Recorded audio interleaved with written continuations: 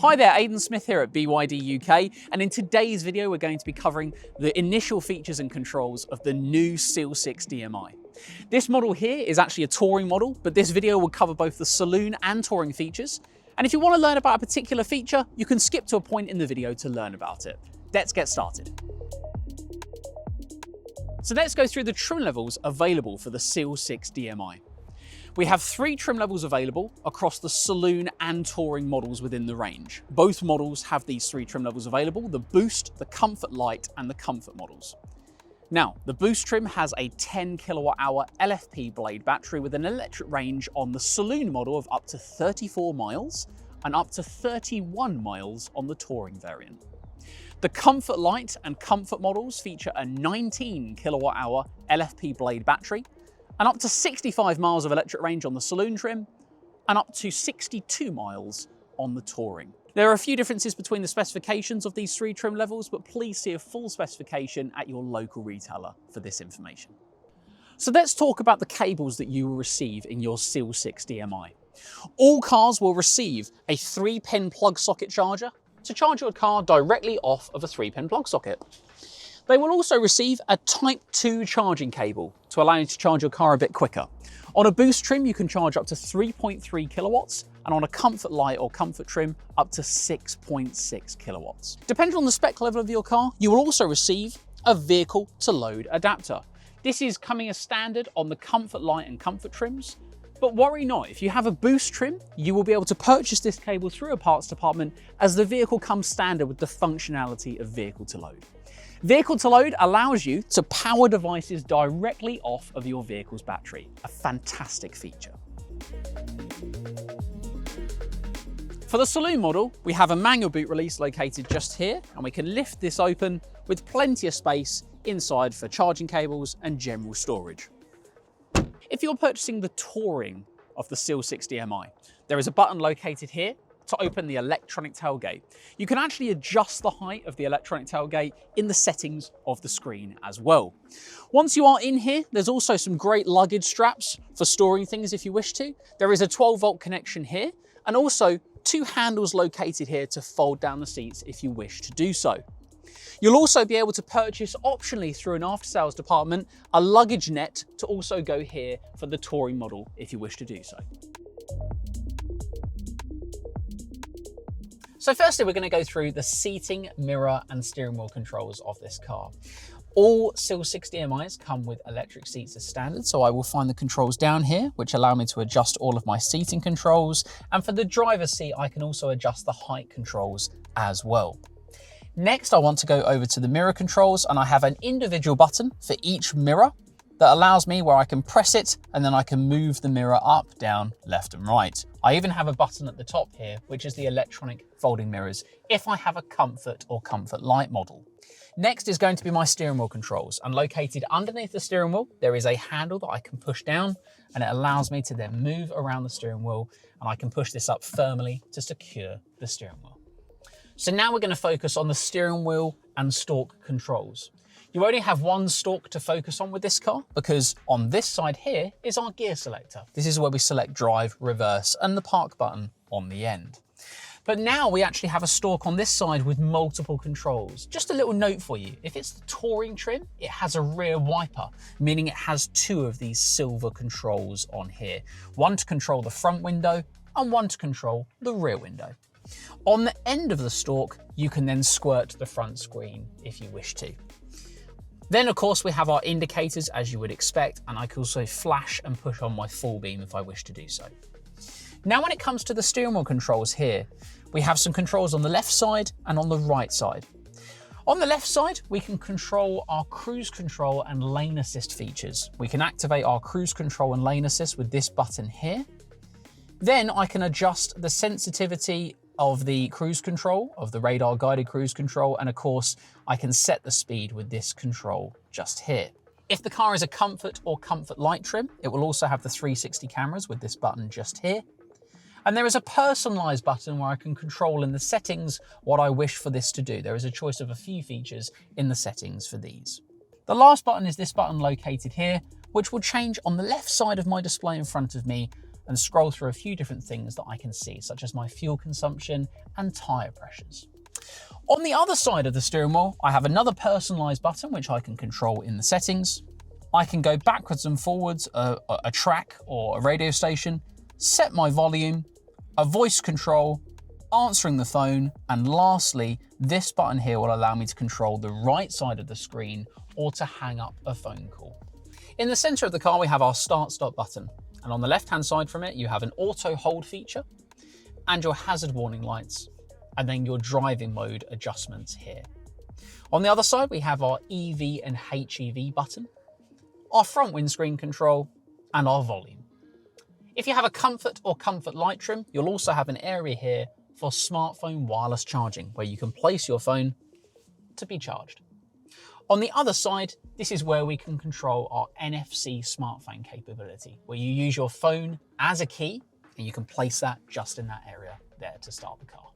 If your car is a comfort or comfort light trim, you'll have these controls up here, which allow you to control your sunroof. Now, your sunroof is actually a panoramic sunroof, which does open, but it also has a sunshade. So the buttons on the left side here will open the sunroof, and the buttons on the right-hand side will open and close the sunshade. So now all of our controls that we want to look at are generally through the screen here. The first thing I would like to talk about in this next part of the video is understanding our DMI technologies. Now, this is a plug-in hybrid, but it's a plug-in hybrid that acts a bit differently from most other plug-in hybrids out there. And that's because our electric motor is the main power source and the engine lightly assists us in certain situations. So I now want to talk you through the settings in question. When I go to the settings and I go to energy, I have an area on the page here which shows me everything that I currently have set up. I actually have a few little settings that I can change through here, and I just want to point them out to you.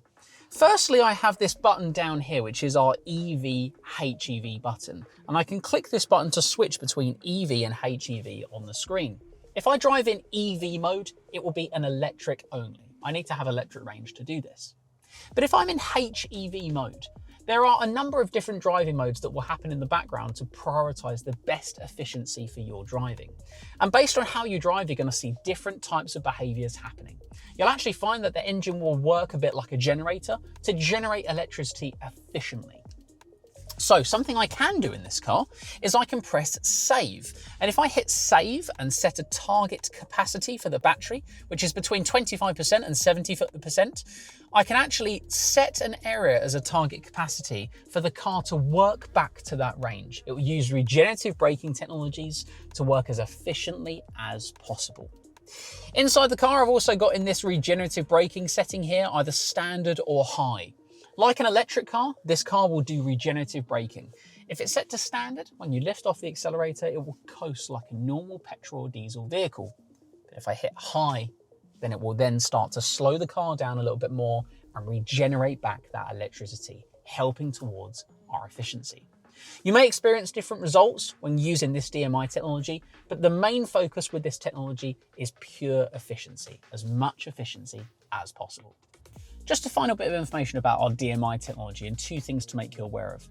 Firstly, if you want to force the car fully into electric driving, if you have the electric range, you can press and hold the HEV and EV button for a few seconds, and the EV bit will go to blue on the screen. The second thing to make you aware of is that if you have it set in the settings to show the percentage of your electric range, we also call this SOC, it will never fully go down to zero. It will go to around 20%, and then it will use the remaining to allow the DMI technologies to run as efficiently as possible.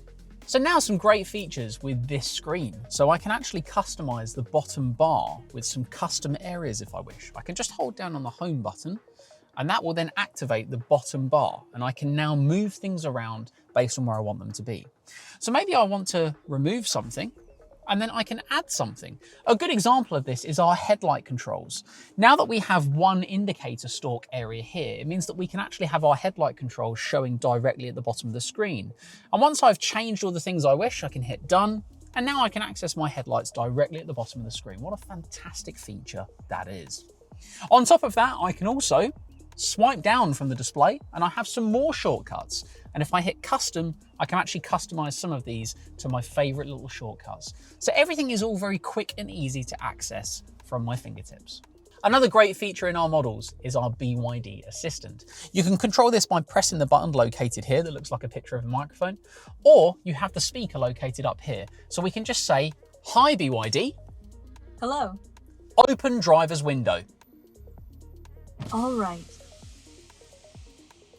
There are a number of great features that you can use within the voice control. We can turn on and off the audio wake up, so if you don't want it to listen to your voice in that way, you can do so. You can set a wake word, so if you wish to name your car a particular name, then you can do so.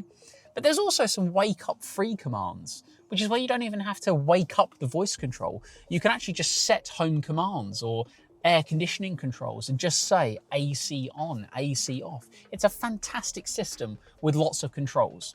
In order to see everything that you can physically see, you can go through to voice skills and it will show you everything that you can say through this voice control. Next is our air conditioning and seating controls. In the center of the screen at the bottom, I can press this button and it will open up the air conditioning settings. Lots of different controls on there. Also, I'll be able to go to the seating controls and control heated seats or steering wheel if I have those features inside of my SEAL 60Mi. So now it comes to pairing a phone. And once I get my phone out, I want to go to my Bluetooth settings on the screen. And then in the car, what I want to do is I want to go through to my connection settings and go to connected devices. I want to add a new device, and that's now going to search for devices that are local in this area. Once I've paired my phone, dependent on the type of smartphone I'm pairing, I might also have the option to then pair Apple CarPlay or Android Auto. You might also find that over-the-air software updates tend to happen from time to time with your BYD product. Just to make you aware of this is a great feature. It's less chance that you're going to need to pop into a service retailer to have something plugged in for a latest update, because your latest updates are going to appear OTA or over the air. When a new update comes in, the car's going to warn you in some way, but in the settings under version, you'll have the option to hit the upgrade button when there is a new update available. You can't drive the vehicle whilst the update is happening, and this will usually take between 30 to 90 minutes. For more information on this, please get in contact with your local BYD retailer. That covers all the main things we want to cover in today's video, but if you have any further questions, please get in contact with your nearest BYD retailer. Thank you.